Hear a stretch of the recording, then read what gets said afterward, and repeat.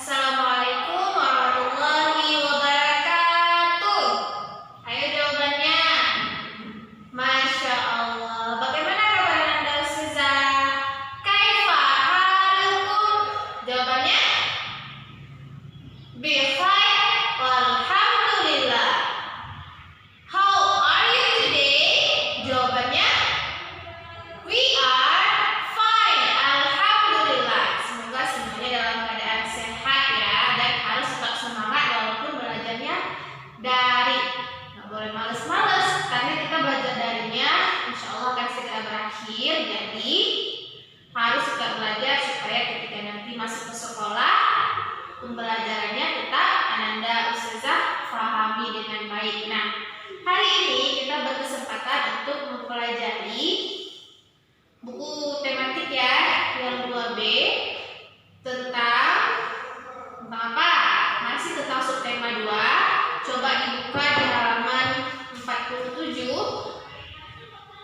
Kita belajar tentang pembelajaran 4, ayo mengamati dan ayo berhitung. Kita ayo mengamati dulu ya. Nah, di halaman 47 ada teks yang nantinya di halaman 48 ada soal atau gambar yang harus dicontreng atau ditandai benar atau tidaknya. Kemudian ayo berhitungnya ada di halaman 49. Akan saya jelaskan satu persatu, karena itu harus tetap ikuti videonya sampai habis dan semangat belajar. Nah, Ananda Ustazah sudah buka semua di halaman 47. Sekarang kita baca sama-sama ya. Ayo mengamati. Nina dan Adi sedang menonton acara tentang balon udara di televisi. Balon udara tersebut terlihat terbang cukup tinggi. Perhatikan gambar-gambar berikut. Nah, ini ada gambar-gambarnya. Ini gambar balon udara. Ini gambar apa, Nak? Ini gambar lampion. Ini gambar gelembung. Sering kan main gelembung? Nah, balon udara dapat terbang karena bantuan gas. Begitupun dengan lampion dan gelembung. Lampion dan gelembung dapat terbang karena di dalamnya terdapat gas. Ayo ingat kembali pengertian benda gas. Kita sudah belajar kan dengan Ustazah Mira apa itu gas? Benda gas memiliki bentuk dan ukuran yang berubah-ubah. Benda gas dapat menempati ruang. Hal tersebut menandakan bahwa benda gas memiliki volume. Benda gas tidak dapat dilihat ataupun disentuh. Coba perhatikan benda-benda gas yang ada di sekitarmu. Sebutkan benda gas tersebut dan apa manfaatnya. Coba dilanjutkan di halaman selanjutnya. Nah, di sini ada beberapa gambar tentang kegiatan.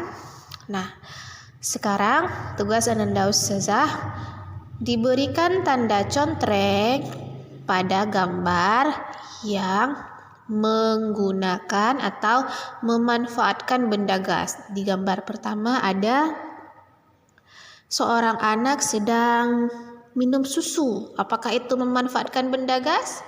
Kalau iya, dicontreng. Kalau tidak, boleh dipalang. Nah, kemudian di gambar selanjutnya ada yang sedang masak. Kemudian ada yang sedang meniup balon, bermain pasir.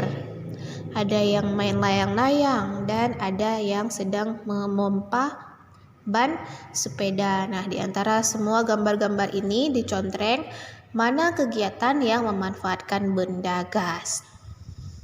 Cukup mudah ya Ananda Solihah, karena cukup mudah Ustazah mau kasih satu lagi pembahasan dan tugas untuk Ananda Ustazah supaya semakin pintar dan belajarnya maksimal walaupun sedang di rumah. Nah, kita lanjutkan ya ke halaman 49. Nah, di halaman 49 kita belajar tentang perkalian, tapi dalam bentuk tabel perkalian. Nah, perkalian bilangan sampai 10 dapat dituliskan dalam bentuk tabel. Perhatikan tabel perkalian berikut. Nah, di sini yang di atas disebut dengan kolom. Ya, yang warnanya warna hijau, ini kotak-kotaknya namanya kolom. Yang ke bawah itu namanya baris.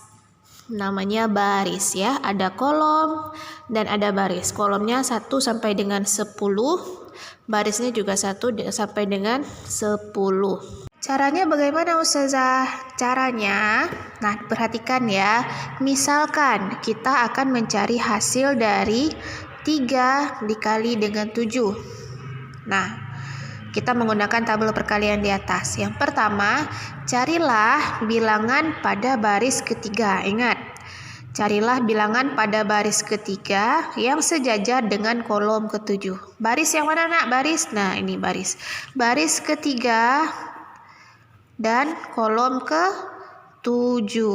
Nah, angka apa yang berada di baris ketiga dan kolom ke-7? Yaitu angka 21. Nah, jadi hasil dari perkalian 3 dikali 7 adalah 21. Mudah ya, kita hanya menempatkan saja kolomnya dan barisnya, lalu kita lihat angka berapa yang ada di situ, maka itulah yang menjadi hasil perkaliannya. Nah, contoh satu lagi. Coba kita cari perkalian dari 4 dikali 6. Nah, bagaimana caranya? Yang pertama, kita tentukan dulu baris keempat yang mana. Yang mana baris keempat? Ini baris keempat. Kemudian kolomnya berarti kolom 6. Kolom 6. Nah, ini kolom 6. Ditarik barisnya, garisnya sampai dengan baris keempat. Nah, di sini kita berjumpa dengan angka berapa? Angka 24, benar sekali. Jadi angka yang berada di kolom ke-6 baris keempat adalah angka 24. Maka 4 dikali 6 hasilnya 24. Paham ya Ananda Ustazah? Nah, sekarang tugasnya tolong dilengkapi tabel perkalian di atas. Bisa dilihat di tabel pasti ada kolom-kolom yang kosong. Nah, kolom ini adalah tugas Ananda untuk mengisinya. Isilah kotak yang masih kosong dengan hasil perkalian yang tepat. Kemudian tugasnya ada 2 ini. Yang pertama yang ini, kemudian yang ini. Gunakan tabel tersebut untuk menentukan pasangan bilangan dengan hasil kali berikut. Nah, kita bahas dulu tugas yang ini ya. Ustazah, bagaimana cara melihat perkaliannya atau mengisi tabelnya? Nah, karena tabelnya masih kosong, kita tidak bisa menentukan kan hasilnya. Jadi gunakan saja cara yang sebelumnya kita pelajari. Misalnya, yang kosong ini kolom ke-8 dan baris ke-4. Berarti perkaliannya 4 dikali dengan 8. Bagaimana caranya? 8 ditambah 8 ditambah 8 ditambah 8 sama dengan dijumlahkan. Baru dapat hasilnya berapa, diisikan di kolom yang ini. Demikian juga kolom-kolom yang lainnya ya. Paham ya Ananda Ustazah? Tapi nanti coret-coretnya jangan di buku ini, tapi di kertas. Hanya tulis isinya saja di buku. Ketika mencari perkaliannya boleh ditulis di kertas lain ya. Nah, untuk soal yang di bawahnya, bagaimana cara menyelesaikannya? Di sini ada angka 12. Nah, sekarang tugas Ananda adalah mencari perkalian angka atau bilangan berapa saja yang menghasilkan angka 12. Caranya bagaimana Ustazah? Gunakan tabelnya. Dilihat di tabel ini di mana ada angka 12. Di sini ada angka 12, di sini ada angka 12, di sini ada angka 12. Cari ada 4 buah angka 12. Nah, ini sudah dapat semuanya. Nah, sekarang kita tentukan satu-satu. Angka 12 pertama ada di baris kedua, kolom ke-6. Berarti bagaimana cara mengisinya?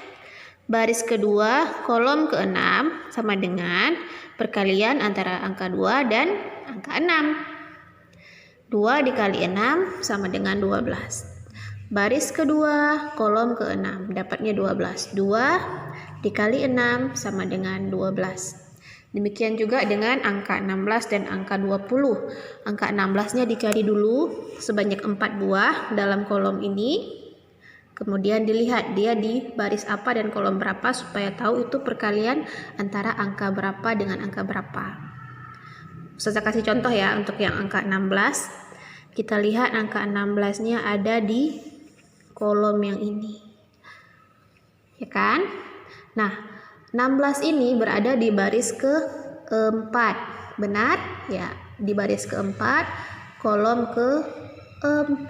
Berarti perkalian yang bisa menghasilkan angka 16 adalah perkalian angka 4 dengan angka 4. Yang angka 20, ayo kita lihat di mana ada hasilnya 20.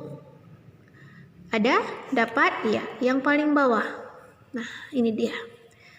Angka 20 ini ada di baris ke-10 dan kolom ke-2.